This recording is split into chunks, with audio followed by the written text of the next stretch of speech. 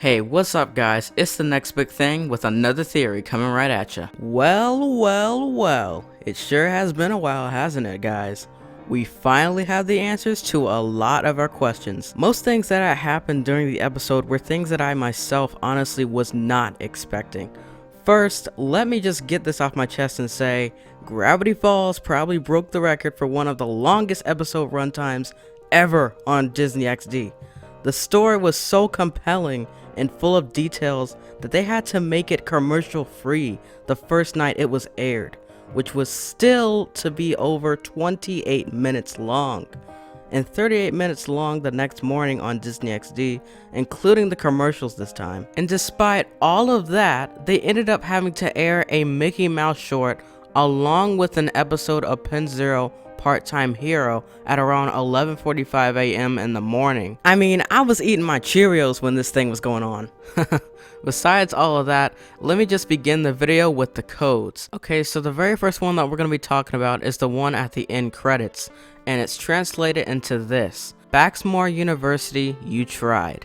Referring to when Stanford had to move back to Baxmore University instead of West Coast University after Stanley accidentally breaks Stanford's invention for approval of the school board. The code can still be cracked simply by using the Visioneer key.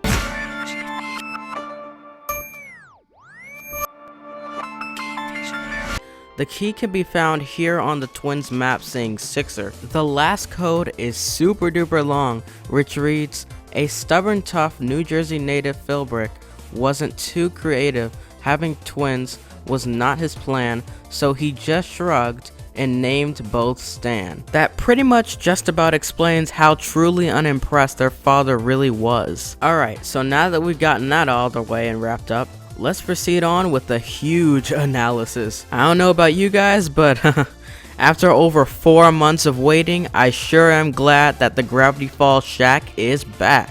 Anyways, let's talk about it, shall we? So, in the beginning, we finally have the full intro back with one small tweak. This. Instead of seeing the picture of the pterodactyl, we see that Stanley is now shown in the intro, or should I say, Stanford. That's right, Gravity Falls fans. Stanley is officially Stanford. Stanley used Stanford's name for 30 years in order to start his new career as a scammer, and so his fake death would be even more believable. But in the past, Stanley was scamming years ahead of time before all of this.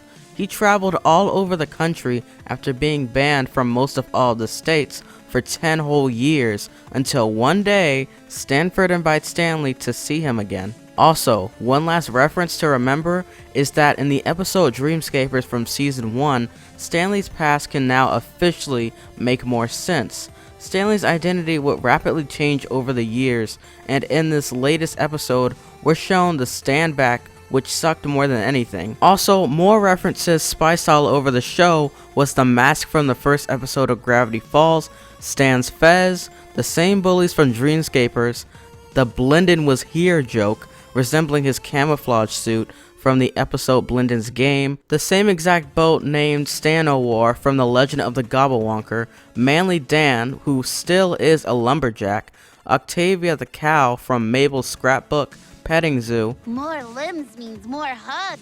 the Dusk to Dawn store, along with the exact teenagers from The Inconveniencing, how Lady Susan's eye got hurt, I can assure you that is in no way permanent. who Tyler got his catchphrase from, who by the way was his mother, Get out! why this page existed in the first place, and then there's the memorable fight between the two Stans, which revealed how Stanley got his marking on his back, and of course, how can we forget the explanation behind how the author got stuck into the other dimension for 30 years. Anyways, with all of that being said, there's still one huge person or thing that we all should be keeping our focus on: Bill Cipher. First, let me just remind all of you why Stanford built the portal in the first place.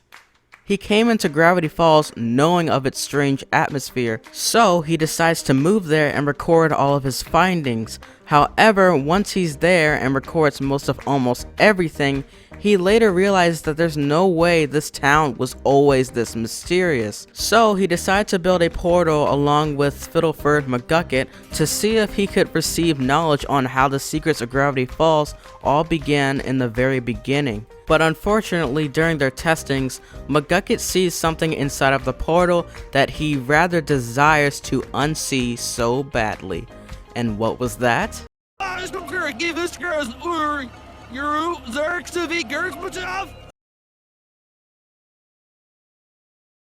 Fiddleford? When gravity falls and Earth becomes sky, fear the beast with just one eye. Fiddleford, get a hold of yourself. You're not making any sense. That's right, everyone. Bill's Cipher.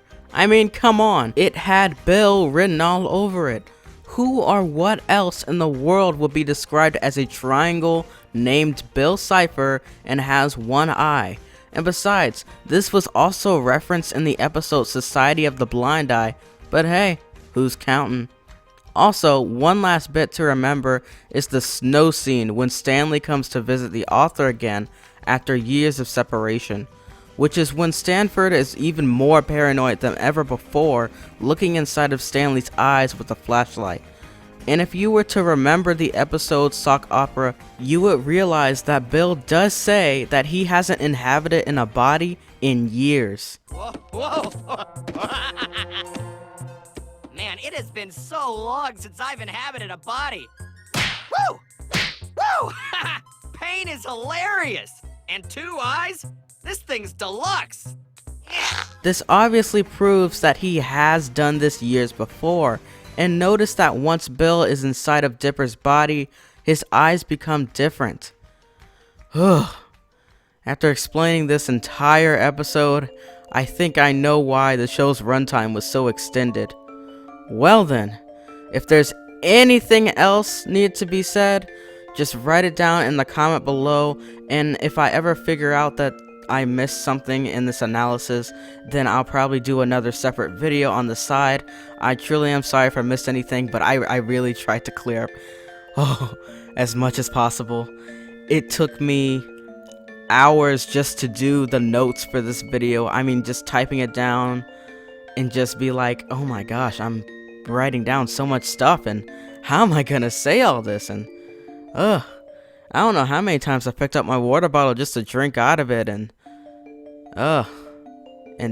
not get dehydrated talking so much into this mic. Well, anyways, I hope you guys enjoyed this video. It took me a long time to edit, so long, and I hope you guys loved it because that hard work, it was long. Anyways, besides that, even though it was incredibly long, I'm pretty sure that Disney would agree that it was all worth it. This was definitely one of Disney XD's most anticipatedly hyped up episode. There it is! There it is! Oh my god! Yeah! Yeah! So yeah, everything's fine. I believe that Alex Hirsch is probably swimming in money by now. Anyways, besides all of that, I hope you guys loved the video. Like it, please. I worked really hard on this, and I also wanted to say I can't wait until the next episode, because guess when that's gonna be airing? I think July the...